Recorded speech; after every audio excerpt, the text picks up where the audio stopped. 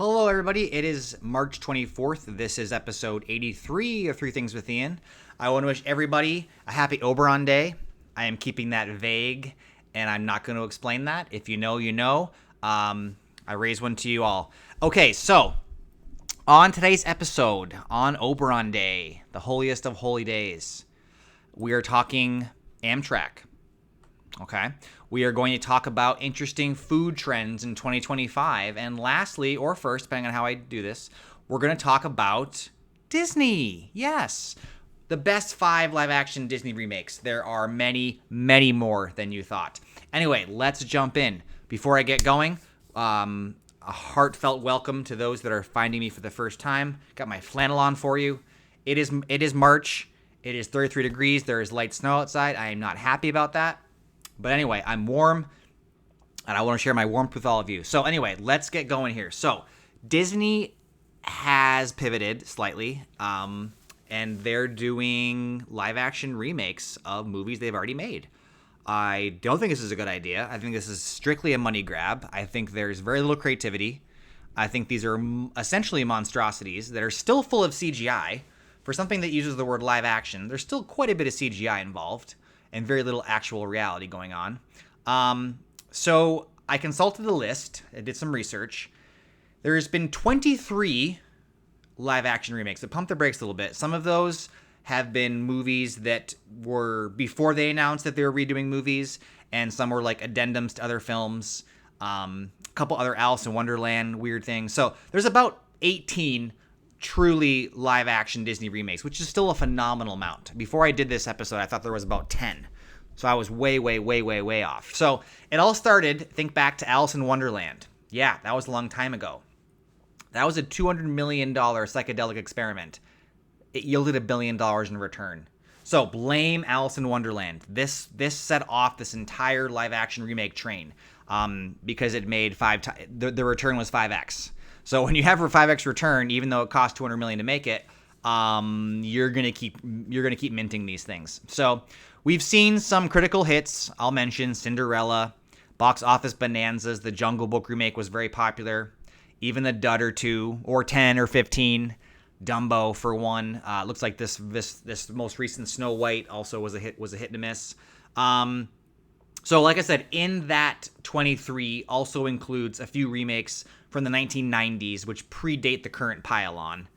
In 2019 alone, guys, they released 5 movies. Dumbo, Aladdin, The Lion King, Maleficent, Mistress of Evil, and Lady and the Tramp. That's incredible. I've seen all of these movies. I make it a point to do my research, to be in the know. I have FOMO. I've always had FOMO.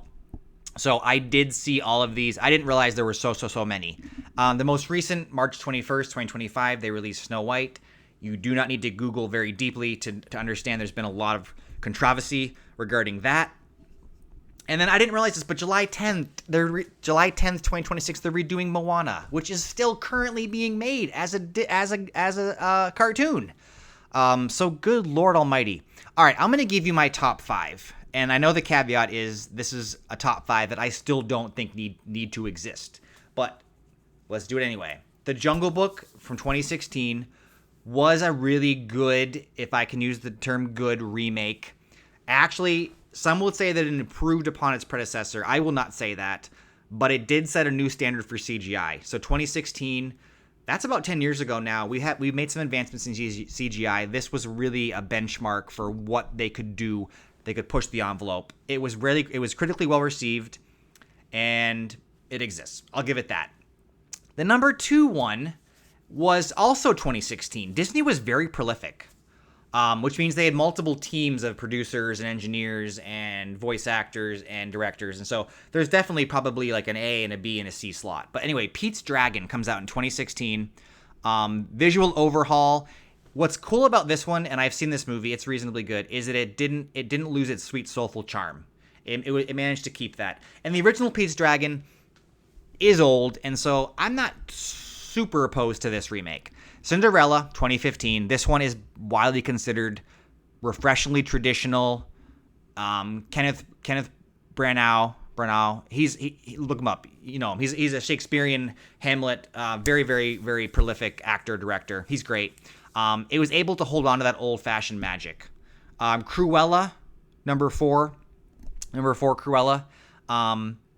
Doesn't quite give us the answer as to why we needed to spend 95 minutes learning the title character's origin story, but it generally holds up well. It's very fun. There's some good actors and actresses doing their bit. And then lastly, Mulan. Number 5. Number 5 is Mulan. It didn't really add any depth to the story, but it also didn't detract anything from the original. I think the original is very good.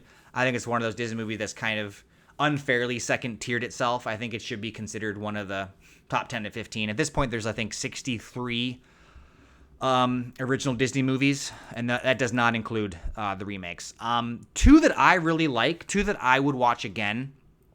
I like, and the reason is music. Beauty and the Beast, 2017. I do like the addition of the Josh Groban songs. The guy from Downton Abbey, I'm drawing a blank on his name. He's pretty good. I think there's some beautifully crafted songs, and I think they were able to have that painterly eye for detail. It's a faithful retelling that honors its beloved source material. Beauty and the Beast, I actually had the honor of watching that recently, the original, and it is really freaking good. Nominated for Best Picture.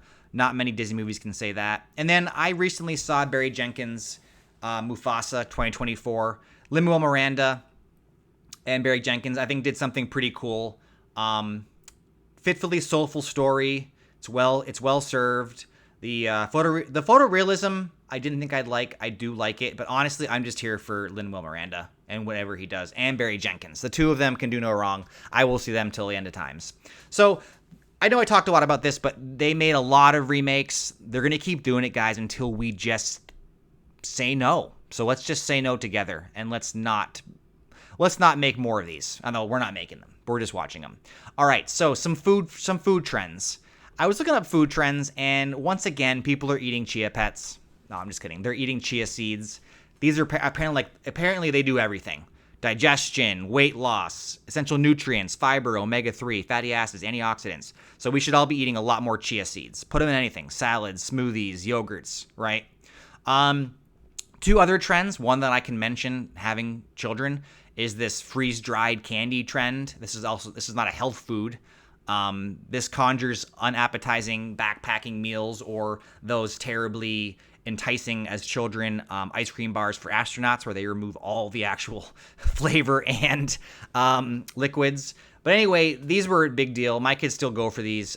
I don't like having to pay twice the amount of money for gummy bears or Skittles, and they look goofy and gross and all, and they just get blown up and bloated and kind of crinkly looking. But anyway, freeze drying removes all the moisture from food, imparting a Lucky Charms marshmallow-like crunch, and they also enlarge the food, so it just looks bigger. Apparently the flavor is concentrated. I'm not sure. Speaking of concentrated food flavors, we have a whole new movement that is piggybacking on the whole GLP-1 weight loss trend. Super nutrient-rich food, dense foods. It had a picture of like a piece of cake that was like, I swear to God, the size of this Altoid thing. That's how big the cake was. And it was thick. It was dense. So essentially, this whole new trend, this food movement trend is, like I said, riding the tails of the GLP-1 weight loss thing, the Ozempic drugs, where you have to eat smaller meals, so they just pack all the nutrients and flavors in a really small serving, so you don't explode, I guess, when you eat too much. I don't know too much about this, but Daily Harvest and some of the food-to-go preparation programs have a GLP-1 weight loss lineup. So I didn't realize this. This makes some sense. I think it's kind of silly still. But there's going to be a whole surge of whole food meal preps that highlight nutrient-dense, smaller portions, a lot of bang for your buck.